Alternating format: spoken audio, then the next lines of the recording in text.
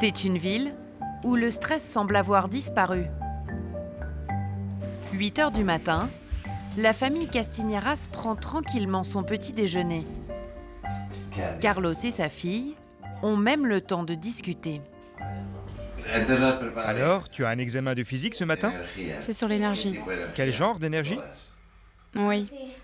L'électricité, les éoliennes, tous les types d'énergie. On va au travail, à l'école, à pied, alors il n'y a pas d'embouteillage. Il y a 4 ans, cette famille a quitté la campagne pour emménager dans le centre de Pontevedra. Carlos a vendu sa voiture et changé de vie. 9h moins le quart, chacun part de son côté. Car à 11 ans, Sarah va à l'école toute seule. Il y a très peu de voitures et elles roulent très lentement, alors j'ai le temps de traverser sans aucun danger. Dès 6 ans, la majorité des écoliers de Pontevedra prend le chemin des cours sans accompagnateur. Carlos, lui, se dirige tranquillement vers son travail. Grâce à ce plan spécial piéton, il sait très exactement combien de temps il doit marcher. On l'appelle le métro minute. C'est comme un plan de métro, mais avec les distances à parcourir à pied. Par exemple, là nous sommes à 2 minutes selon le plan. On est là et mon bureau est là. Et 2 minutes plus tard, Carlos est arrivé. Pontevedra, 83 000 habitants, a pratiquement chassé la voiture de ses rues. Dans un périmètre de 45 hectares, c'est priorité piéton. Tout est fait pour dissuader les automobilistes d'entrer dans la ville. Ils doivent s'adapter à la vitesse des marcheurs, sont priés de laisser leur voiture sur l'une des 4000 places de parking gratuites à la périphérie et de rejoindre le centre-ville à 10 minutes à pied. À Pontevedra, les piétons ont pris le pouvoir, à tel point que les trottoirs ont disparu. Une bénédiction pour les personnes en fauteuil roulant, comme Paolo. Regardez, toute la chaussée est au même niveau. Il n'y a pas de trottoir. Je peux aller d'un côté à l'autre sans difficulté. Tétraplégique, Paolo peut donc se balader dans le centre-ville sans problème. Mais cela n'a pas toujours été le cas. Avant, les voitures passaient là où je me trouve. Et de chaque côté de la rue, il y avait des trottoirs très étroits. Pour moi, c'était impossible de traverser. Car il y a 20 ans, voici à quoi ressemblaient ces rues. 30 000 véhicules traversaient chaque jour le centre-ville. Jusqu'à ce qu'un médecin devienne maire en 1999. Miguel Lores décide de piétoniser le centre de Pontevedra. Seules certaines voitures ont le droit de circuler librement.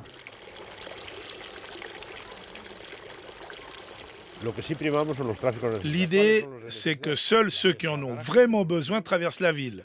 Les riverains qui ont un garage, les livraisons pour les commerces et les restaurants du centre, le courrier, les taxis, les transports en commun.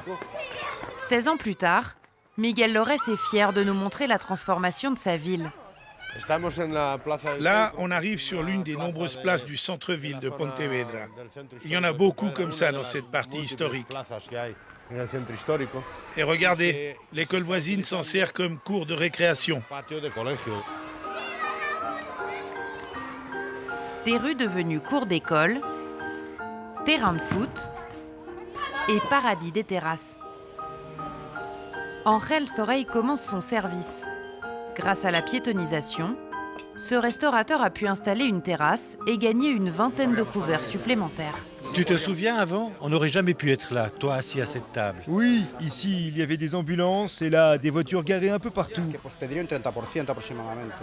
Moi, j'ai pu augmenter mon chiffre d'affaires de plus ou moins 30%. Le commerce va beaucoup mieux. Maintenant, grâce à la piétonisation, les gens restent plus longtemps dehors, fréquentent plus les cafés et grâce aux bouches à oreille, on attire non seulement les gens de Pontevedra, mais aussi d'autres villes de Galice qui savent qu'ici, on peut se promener sans problème. À présent qu'il pleuve ou qu'il vente, Pontevedra marche. Après sa journée de travail, C'est encore à pied que Carlos part faire ses courses. Car il n'a que 100 mètres à parcourir. À Pontevedra, il n'y a pas de grands centres commerciaux en périphérie. La mairie a bloqué leur implantation pour favoriser le petit commerce. Pour nous, ça a tout changé. Les gens passent devant le magasin, ils rentrent plus facilement, surtout les touristes. Ils achètent aussi plus facilement. En plus, à certaines heures, les clients ont le droit de venir chercher leurs courses avec la voiture. Bref, pour nous, c'est beaucoup mieux maintenant. Je me sens plus détendu aujourd'hui quand je fais mes courses. Je parle avec les gens, prends le temps de regarder les produits, je pose des questions. Par exemple, j'adore la cuisine et savoir d'où vient ce que je mange. On communique plus, quoi. Ces courses lui coûtent un peu plus cher, mais l'abandon de la voiture a permis à Carlos de faire des économies conséquentes. J'ai gagné à peu près 500 à 600 euros par mois. Même en acceptant un salaire moindre, c'est plus rentable de venir vivre ici. C'est mon avis.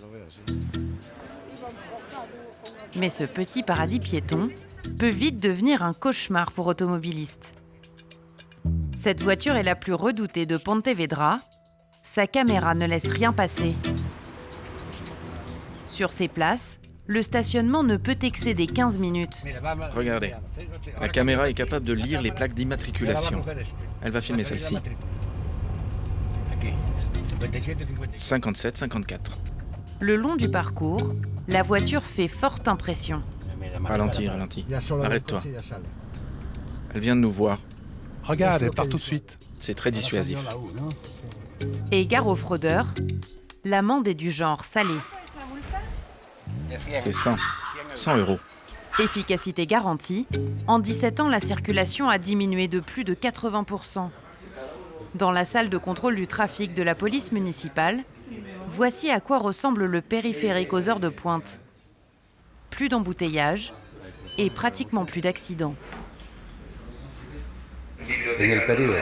Entre 2007 et 2016, en presque 10 ans, on a eu 3 morts dans notre ville. C'était les 3 premières années. Mais depuis 7 ans, nous n'avons eu aucun accident mortel à Pontevedra. Moins de trafic, c'est aussi moins de pollution. Les émissions de CO2 ont chuté de 90%. Cette Dolce Vita à la galicienne séduit de nouveaux venus. Dans une région qui se vide de ses habitants, Pontevedra a gagné 10 000 citadins en 10 ans.